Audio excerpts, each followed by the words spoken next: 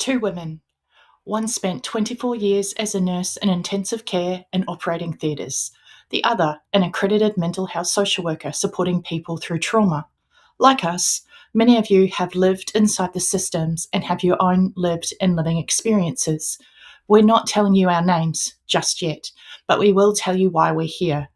There's a wound for frontliners that workplaces won't name, and it's not just burnout, it's moral injury.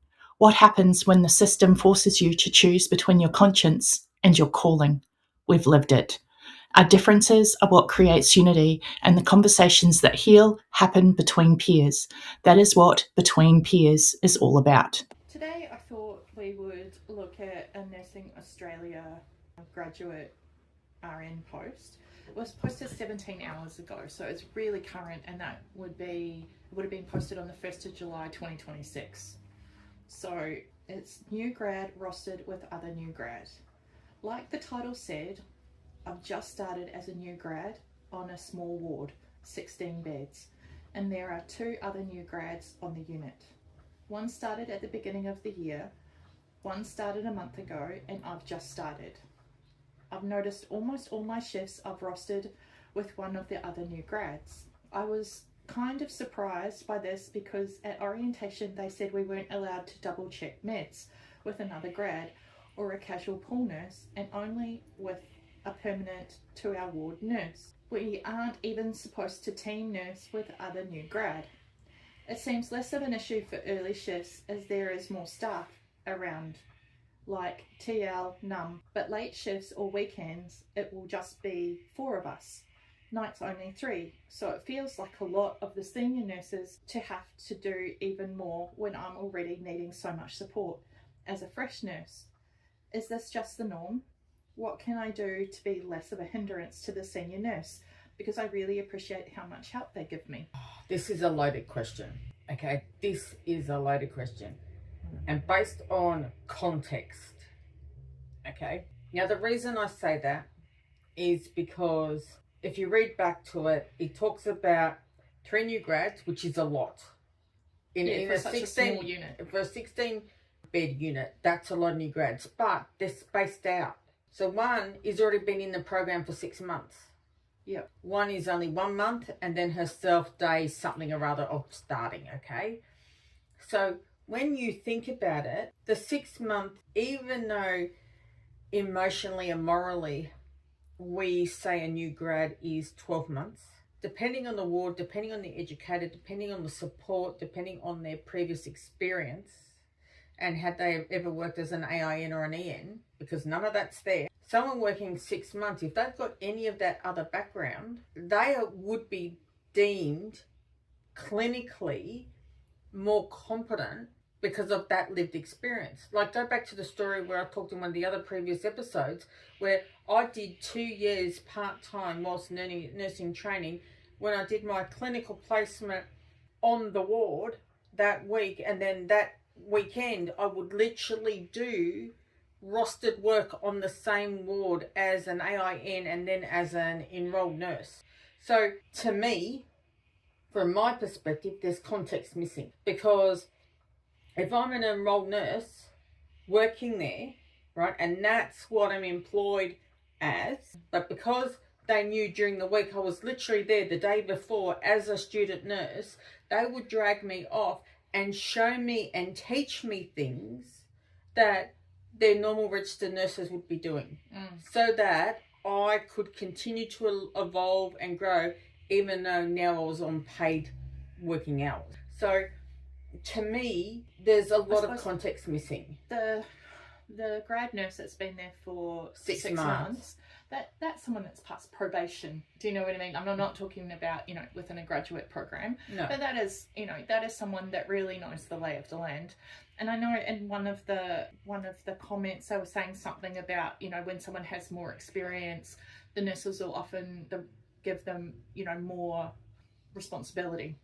But then, we've also spoken about what would happen if that's what they're doing because of, understaffing and all of that. They're giving the 6 month grad more responsibility, but then would she get thrown under the bus if something went wrong. Ooh, are you going to shoot the gun as well? Because you bloody just loaded it, girl. Jesus. So, and again, it comes back to, there's this one and it talks about staffing issues. Sounds standard, 3 new grads for such a small unit in comparison is a lot, but a sign of the times for units working understaffed. Sound like the hospital took on more new grads to fill unit deficiencies. And then this commenter says, my 28-bed unit has 4 new grads currently on staff, and this time last year they only had 1. Seniors are used to it all. Do you remember during the COVID era, because nurses were stepping away, they actually started to employ staff that were still as students on the wards to fill spots? Yeah, another good point that's made by... And they're not even new grads. Yeah, right. Well, the trauma for that, like seriously, to those staff on all sides of the fence, working with them as well as the poor students being employed because there was not enough nurses. Well, now I've lost my train of thought. Sorry, love. That's all good. Oh, no, that's right. There's a couple of points that were made in here about maybe that's a sign of burnout with the older staff, and to keep an eye on it and see what's actually going on, because it may not be a safe place to work, and they would see that as a red flag for a workplace. I don't know. All I know is when we worked on the wards, if you had what they call an agency nurse, so that's a fill-in nurse from an external source coming in as a fill-in, okay? Not hospital employed. It's basically like a subcontractor. They call them agency nurses, okay?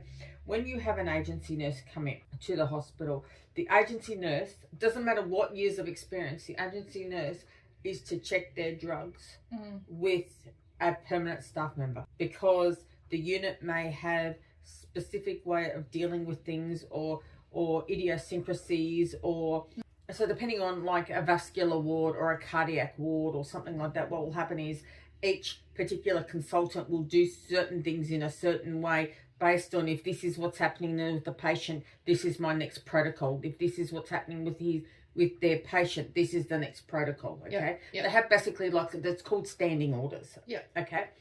And so because of that, if you know the idiosyncrasy of the ward, there is written rules, unit specific to work with. Agency nurses don't know that. Yeah. Hence why you have to actually work with the permanent staff for that information, because they know those little extras that are unit based compared to anywhere else. All right? Now, in this case, I guess each unit would have its own culture as well. Absolutely. Even within a hospital, do you know what I mean? The hospital itself has its culture, Yeah. but each individual unit will have its own culture again. Yeah. And this would be an example of it, or an expression of That's that what culture. I was imagining. Okay. Okay, so because there's none of that context here, we can only go with what is actually physically written, okay? All that it's showing me is that technically whatever senior staff they have, because we don't know what sort of staff ratio they have here either, that they've got the juniors or the younger staff on the afternoon shift and the weekend shift, or the less favourable shifts. Well, the less favourable shifts, full stop, are actually not duty, but anyway.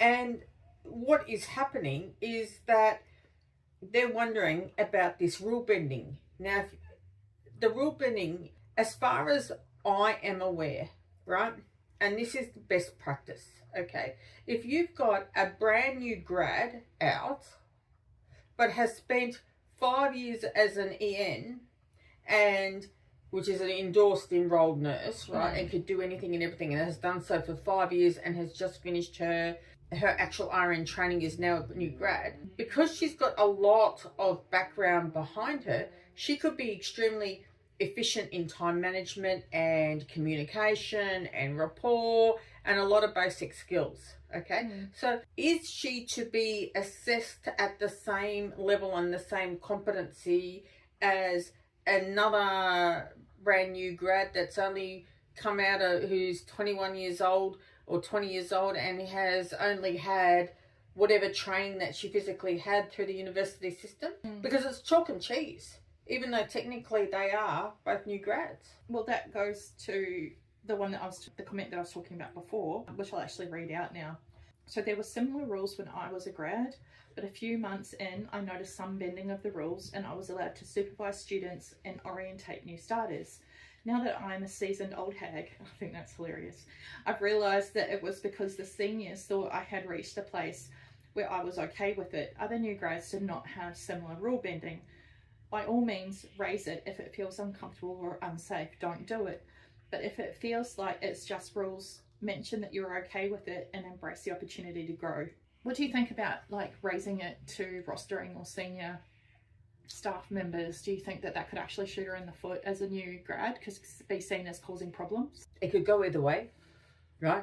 So it could be seen as positive because you're not rocking the boat, because you're noticing this, and if you're okay because you've got the experience, you want to clarify if that's definitely their viewpoint. Like, you really want to make sure that you've got an understanding that, and you even technically need to consider to have it in writing.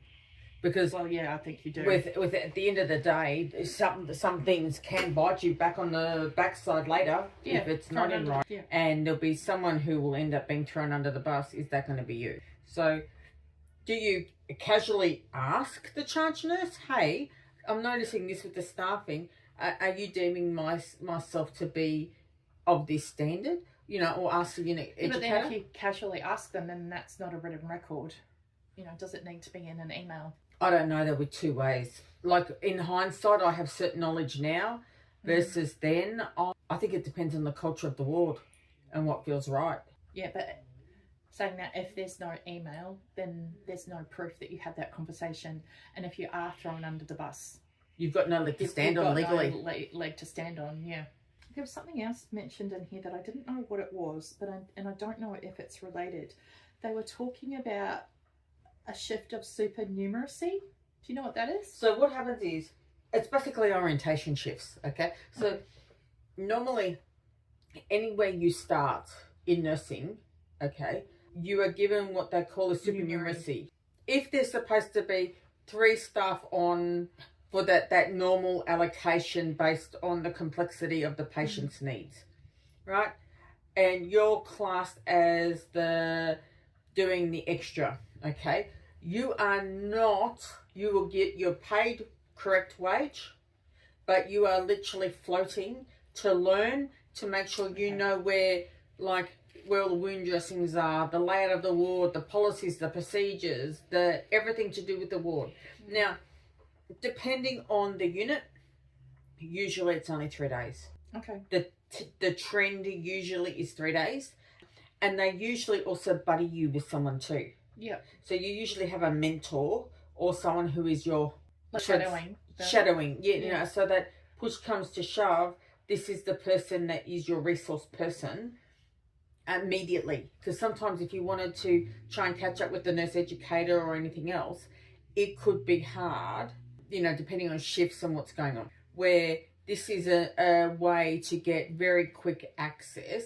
So you've got your team leader, okay, you got your mentor, your team leader, so the shift leader, the lead of the shift, right? So your mentor, your team leader, you got your NUM, which is your nurse unit manager, or CNC, which is clinical nurse consultant, which is again that level 3 nurse, okay, that's in charge of the unit. And then you've actually got further up, okay, which is nursing supervisor, and then it keeps going up. Now, with what's going on, you would just, me personally, I would casually check with my mentor on the shift and go, hey, what's going on? Because technically we're supposed to do this. What's going on? And ask them. Like, isn't it give me the tea? Give me the tea. Give me the goss. Do you understand the politics Is there as well? politics in play? Yeah. Is there something else I need to know? Yeah. Because I would just like to cover my ass, but you're doing it from a peer-to-peer context. Yeah, okay. Not a peer to a senior. Yeah, okay. Okay? And the reason sometimes that might be the best option forward initially is you're just sussing out which way you wish to sit with it before you make a decision. Because until you get more understanding, you're only assuming, like we're assuming with what we're reading. Yeah. I was actually thinking from a social work perspective as well, to put something on it from that perspective. I'll say for a mental health intake role, which is like a new graduate role, right? That I would expect my new graduate to shadow 2 intakes of an experienced intake worker. Yep. Just 2. And then they would have their own, they would have a list of the questions that they're supposed to ask and the psychosocial assessment or mental health assessment that they're supposed to do. The 3rd session that they would have with someone, then I would expect one of those more seasoned social workers or intake workers to go in with that new social worker and check that they've got the competency, or I might as clinical lead, right, or senior. And then if I deemed that they had the competency then, and I would expect them to, then they would do the next one by themselves, completely by themselves, but that I would be, or a senior intake worker, for example, would be available should the shit hit the fan. And there being, because you can always, it's like Murphy's Law, in that first one that you do by yourself, you'll have some serious risk generally disclosed so that you're available in case that happens and can go in and take over. So we have this analogy in nursing: see one, do one, teach one. Okay. So from a supernumeracy viewpoint, you watch the other staff member do it. Yeah. You do it. The next time you do it, they watch you. Yeah. Okay. 3rd one, you teach someone to make sure you've got the sound of the practice of why you do what you're doing. Yeah. And if you can see, do, and teach, then you've got it. Yeah.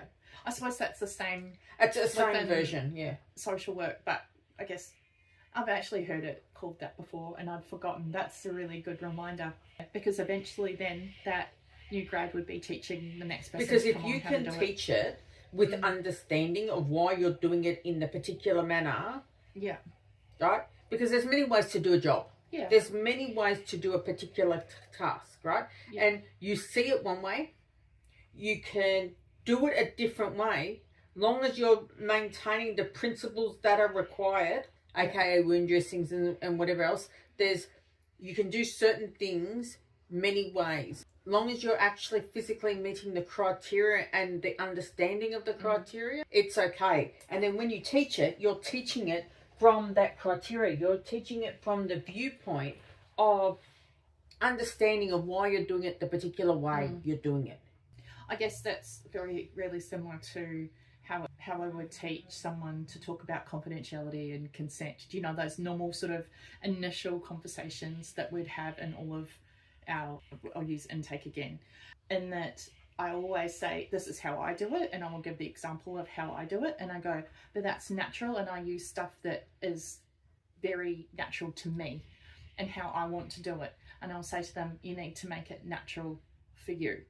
I had imagined that nursing would be a lot more rigid than that, but it seems that there is some flexibility with how you just said it. I mean, some things would be you have to do A, then B, then C. It's not like making a cake where with a cake you have to do this order, this order, this order, this order.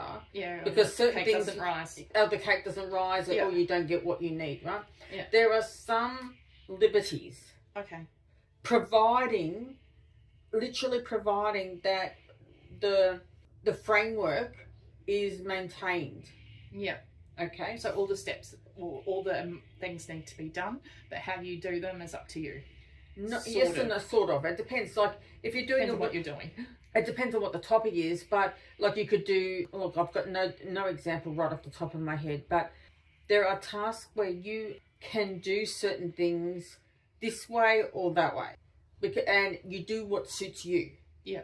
Providing that you are maintaining and meeting the competency and the why. Yeah, okay. So long as all infection control is maintained, long as maintaining a sterile environment, long as you're doing everything the right way around, which is why you need to have understanding. Yeah, okay. Because in nursing, something could happen that you can't do the wound that way every single time. You have to have adaptability and understanding of the process and why, okay, in this example, I can't do it that way. I need to do this, this, and this because the example has changed. So you need to have core understanding of why you're doing it in a particular order and have insight in that. And if you can understand and explain it, then you're fine. Okay. It's Yeah, almost that makes sense. It's almost like parting your hair and putting it in 2 ponytails. There's different ways to put your hair in 2 ponytails. Yeah. And long as the end result is perfect, long as you understand the steps and the why, meeting whatever's happening in that scenario, because it can change daily. So when it changes, you need to be able to respond accordingly. Yeah.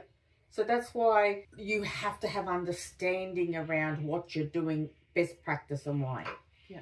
Okay. Yeah, that makes sense. Okay. So is there anything else you'd like to discuss on this particular topic from your viewpoint? Well, I guess, have you noticed a trend of using new grads in order to cut costs? That was the other thing that was sort of brought up in this post to me. But is it to cut costs? Is it the fact that people have, I think I read somewhere, or maybe you talked off camera, where we talked about the lifespan of a nurse is 10 years or something incredible, right? Like, so are we literally eating our own in the industry, whether it's burnout, stress, or having morally challenging situations occur in front of us right now that makes us question, no, I don't feel comfortable doing this anymore. Like, I mean, I think it's multifactorial. And so therefore then, I don't believe having brand new grads out all the time is also the answer. Yeah, I'd say it's a combination. I think it's far too complex than just a simple blanket statement.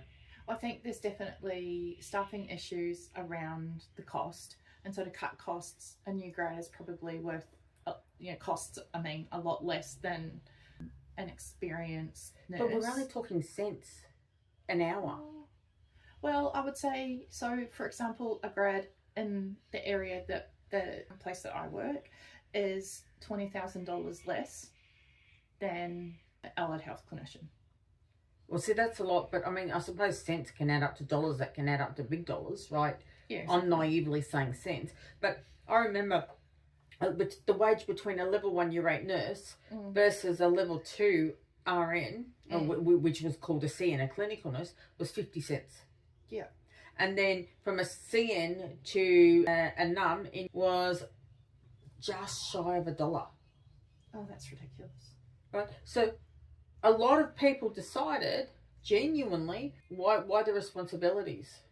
But we'll leave that conversation for our next chat, because I already know what we're going to be chatting on. Yeah. So how about we leave that here right now and get on to our next chat. So please, I would almost immediately just hit that play button and listen to our next one, because of this conversation will be continuing. And on that note, we'll see you in the next one.